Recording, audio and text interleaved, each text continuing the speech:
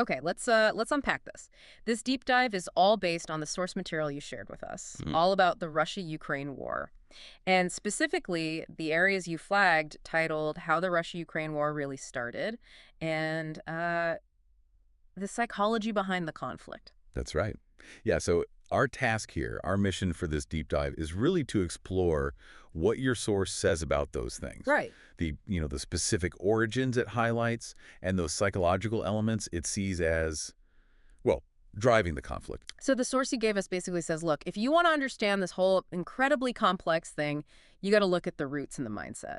It kind of sets out a specific way in. It does. And what's interesting, I think, is how the source tries to move beyond just, dates and events. Yeah, It delves into the history, sure, but also that human dimension. absolutely. So let's start there with the origins bit. What key moments or factors does this source really zoom in on? What does it say is crucial?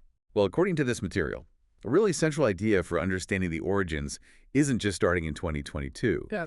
It traces things back, Yeah. specifically to 2014.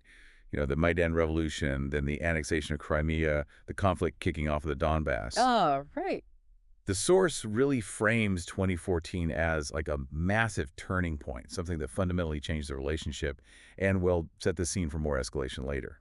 So it's arguing the groundwork was laid much earlier, specifically around those 2014 events. Yes, exactly.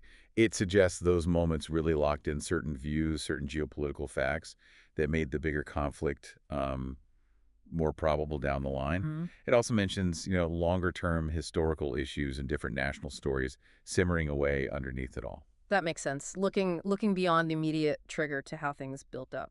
Okay, so how does the source link that history to the psychology behind the conflict? What's it saying about mindsets, motivations? Yeah, the source actually spends quite a bit of time on the psychology, especially, it seems, focusing on the leadership. Okay. It analyzes how threats are perceived, how each side views the other's intentions, their capabilities. Yeah. Often, it suggests, through a filter of historical mistrust. Ah, okay. So it's looking at how maybe biases or like historical baggage influences the big decision. Precisely. It talks about how past events like 2014 Hmm. or even going back to Soviet history, they aren't just history lessons. Right. They shape a sort of collective or maybe individual psychological outlook. Yeah. And that influences how risks are assessed, what the goals are, how they react to things they see as provocations. Interesting. The source kind of argues these deeply held views can sometimes, push aside purely strategic thinking. That's where it gets really fascinating, isn't it? It's not just about tanks and treaties, but about how leaders, maybe even whole populations,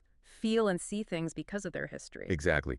This analysis from your source really pushes the idea that the start isn't just a date. Yeah. It's more like a buildup of historical forces clashing with these deep-seated psychological views and fears. It's a really powerful reminder that understanding something this complex, this global, needs you to look at both the external stuff, the history, and the internal human drivers. Mm-hmm. Absolutely. Okay, so that kind of brings us to the end of our look at the specific areas your source highlighted. Right. Those origins, pointing back to 2014 and earlier, Mm-hmm. and then the psychological layers, the Mm-hmm. perceptions, the mistrust, just like the title you provided indicated. So maybe a final thought for you listening to chew on.